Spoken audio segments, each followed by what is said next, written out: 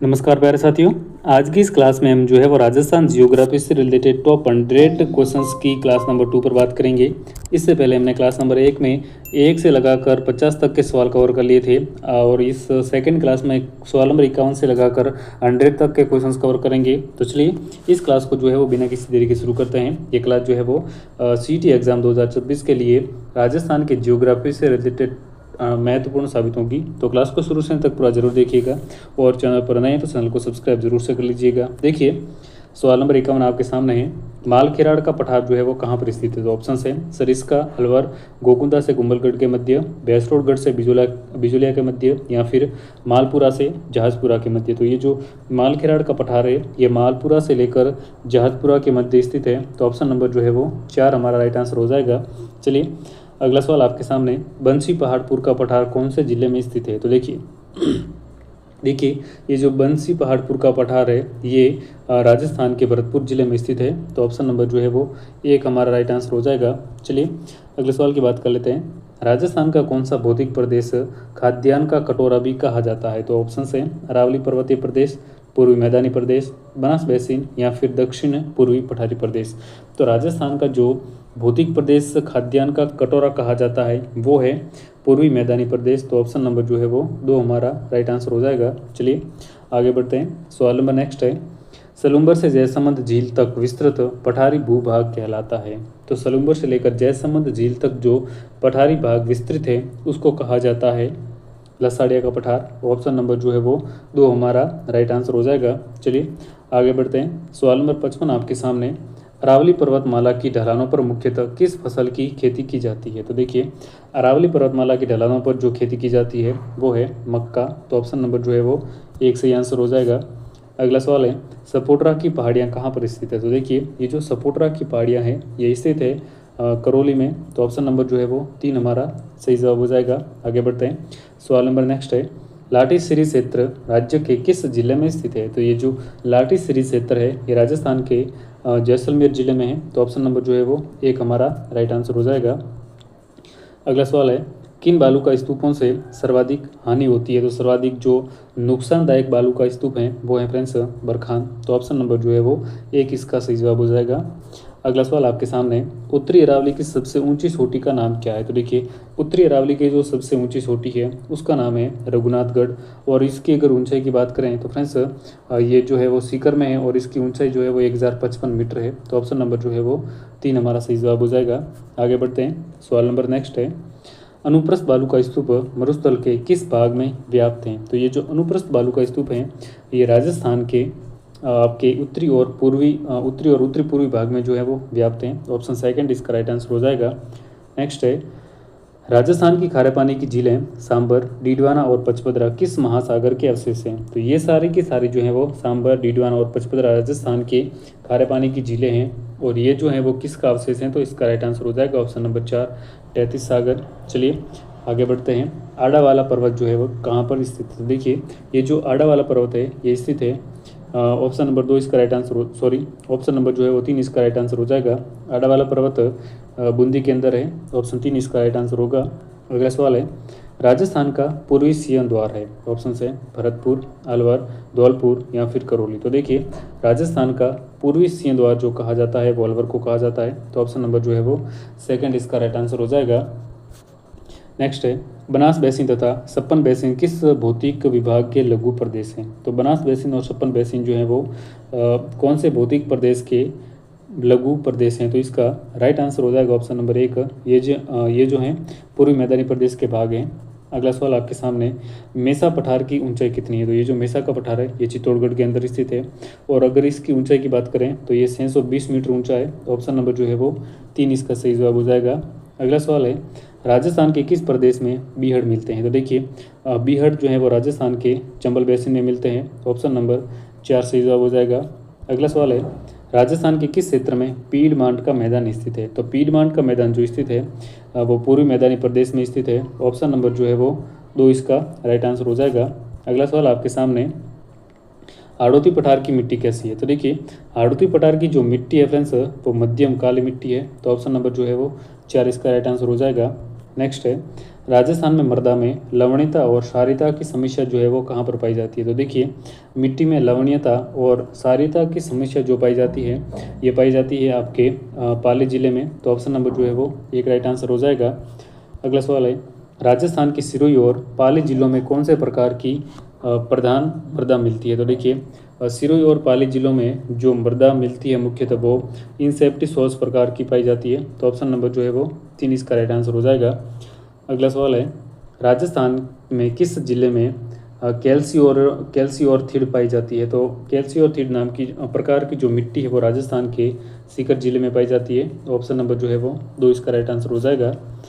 Next है, राजस्थान के नागौर, पाली, बाड़मेर एवं जैसलमेर जिलों में मुख्यतः कौन सी मृदा पाई जाती है? तो राजस्थान के नागौर, पाली, बाड़मेर और जैसलमेर जिलों में जो मृदा पाई जाती है वो पाई जाती है आपके ब्लू प्रकार की। तो ऑप्शन नंबर जो है वो एक राइट आंसर हो जाएगा। नेक्स्ट है, देश का पहला राज्य जिसने वन नीति बनाई थी? तो ऑप्शन है मध्य प्रदेश, असम, राजस्थान या फिर उत्तर प्रदेश। तो सबसे पहले वन नीति बनाने वाला राज्य जो था फ्रेंड्स वो राजस्थान था। चलिए आगे बढ़ते हैं। नेक्स्ट है, राजस्थान का सबसे छोटा वन्य जीव अभ्यारण्य कौन सा है? तो देखिए, राजस्थान का जो सबसे छोटा वन्य जीव अभ्यारण्य है वो है सरिस्का, जो कि अलवर में है। ऑप्शन नंबर 3 इसका राइट आंसर हो जाएगा। चलिए आगे बढ़ते हैं। सवाल नंबर 75, राजस्थान में शुष्क सागवान वन जो है कहाँ पर पाए जाते हैं? तो देखिए, राजस्थान में जो शुष्क सागवान वन पाए जाते हैं वो डूंगरपुर और बांसवाड़ा में पाए जाते हैं। ऑप्शन नंबर 4 इसका राइट आंसर हो जाएगा। अगला सवाल है, आदिवासियों का कल्प वृक्ष किसे कहा जाता है? तो देखिए, आदिवासियों का कल्प वृक्ष कहा जाता है महुआ को। तो ऑप्शन नंबर जो है वो 4 इसका सही जवाब हो जाएगा। अगला सवाल है, राजस्थान सरकार द्वारा पहली वन नीति का अनुमोदन कब किया गया था? तो देखिए, राजस्थान सरकार द्वारा पहली वन नीति का अनुमोदन किया गया था फरवरी 2010 के अंदर। ऑप्शन नंबर जो है वो 1 इसका राइट आंसर हो जाएगा। अगला सवाल है, फुलवारी की नाल कहाँ पर स्थित है? तो काफ़ी अच्छा सवाल है। ये जो फुलवारी की नाल है ये राजस्थान के उदयपुर जिले के अंदर स्थित है। ऑप्शन नंबर 1 इसका राइट आंसर हो जाएगा। अगला सवाल है, राजस्थान का प्रथम राष्ट्रीय उद्यान कौन सा है? तो देखिए, राजस्थान का जो प्रथम राष्ट्रीय उद्यान है फ्रेंड्स वो है रणथंभौर। और इसको राष्ट्रीय उद्यान कब घोषित किया गया था? तो इसको राष्ट्रीय उद्यान घोषित किया गया था नवंबर 1980 में। तो ऑप्शन नंबर जो है वो 1 इसका राइट आंसर हो जाएगा। और 1980 में जो है वो इसको राष्ट्रीय उद्यान घोषित किया गया था।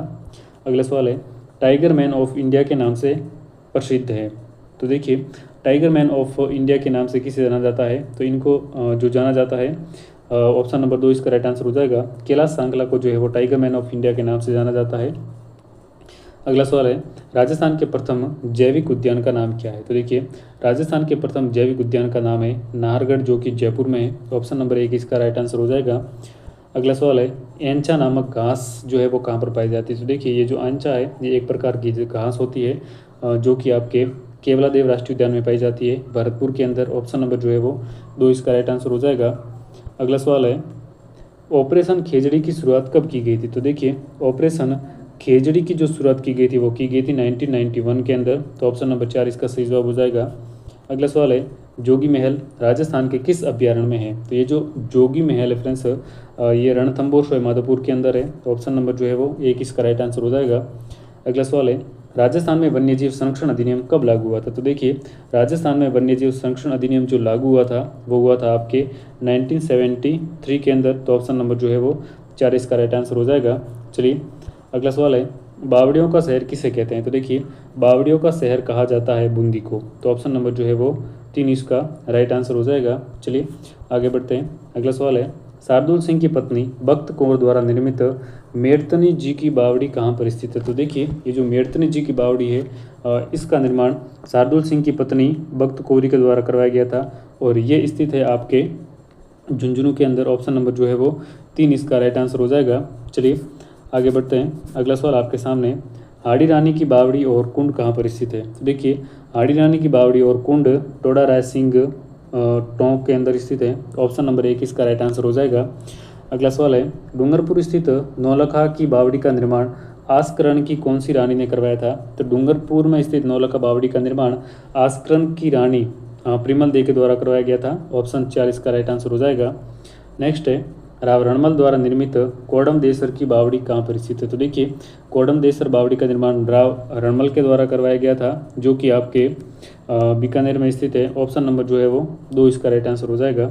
चलिए आगे बढ़ते हैं। राजस्थान की सबसे बड़ी कृत्रिम झील कौन सी है? तो राजस्थान की सबसे बड़ी कृत्रिम झील की बात करें तो वो हो जाएगी जयसमंद झील। ऑप्शन नंबर जो है वो 2 इसका राइट आंसर हो जाएगा।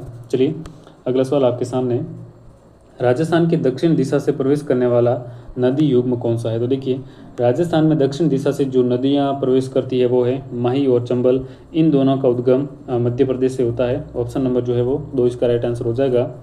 नेक्स्ट है, राजस्थान की कौन सी नदी जो है वो अर्जुन की गंगा कहलाती है? तो देखिए ये जो बाणगंगा नदी है इसको अर्जुन की गंगा के नाम से जाना जाता है। ऑप्शन नंबर 1 इसका सही जवाब हो जाएगा। अगला सवाल है, राजस्थान में जोधपुर से 8 किलोमीटर पश्चिम में स्थित कायलाना झील का निर्माण किसने करवाया था? तो देखिए जोधपुर में एक कायलाना झील है, इसका निर्माण जो है वो करवाया गया था आपके सर प्रताप सिंह के द्वारा। ऑप्शन नंबर जो है वो 2 इसका राइट आंसर हो जाएगा। अगला सवाल है, बाई तालाब झील कहाँ पर स्थित है? तो ये जो बाई तालाब झील है ये राजस्थान के बांसवाड़ा जिले में स्थित है। ऑप्शन नंबर 3 इसका राइट आंसर हो जाएगा। अगला सवाल है, किशोर सागर झील या फिर इसे तालाब भी कहा जाता है, ये कहाँ पर स्थित है? तो देखिए किशोर सागर झील जो है स्थित है कोटा के अंदर। ऑप्शन नंबर 4 इसका राइट आंसर हो जाएगा। अगला सवाल है, जोय नदी का उद्गम स्थल कौन सा है? तो देखिए जोय नदी का जो उद्गम स्थल है ये गोरिया गांव पाली से है। तो ऑप्शन नंबर जो है वो 2 हमारा राइट आंसर हो जाएगा। चलिए अगला सवाल है, चंबल नदी का उद्गम कौन से स्थान से होता है? तो चंबल नदी का उद्गम फ्रेंड्स जनापाओं की पहाड़ियाँ महू मध्य प्रदेश से होता है। ऑप्शन नंबर जो है वो महू जिले से इसका उद्गम होता है जनापाओं की पहाड़ियों से। ऑप्शन नंबर 2 इसका राइट आंसर हो जाएगा। अगला सवाल है, किसे राजस्थान की मरुगंगा के नाम से जाना जाता है? तो देखिए राजस्थान की मरुगंगा जो है वो इंदिरा गांधी नहर को कहा जाता है। चलिए अगला सवाल आपके सामने, राजस्थान और मध्य प्रदेश की संयुक्त बहुउद्देश्य नदी घाटी परियोजना कौन सी है? तो राजस्थान और मध्य प्रदेश की संयुक्त बहुउद्देश्य नदी घाटी परियोजना जो है फ्रेंड्स वो है माही। तो ऑप्शन नंबर जो है वो 2 हमारा राइट आंसर हो जाएगा। देखिए इस क्लास में जो है हमने 51 से लगाकर 100 तक सवाल कवर किए हैं। इससे पहले हमने इसकी क्लास नंबर फर्स्ट में 1 से लगाकर 50 तक राजस्थान जियोग्राफी के इंपॉर्टेंट क्वेश्चंस कवर किए थे। तो इस क्लास को जो है वो आपको एग्ज़ाम से पहले एक बार रिवाइज कर लेना है ताकि आपको जो है वो एग्ज़ाम हॉल में काफ़ी हेल्प मिल सके। चलिए मिलते हैं अगली एक और नई क्लास में, तब तक के लिए नमस्कार।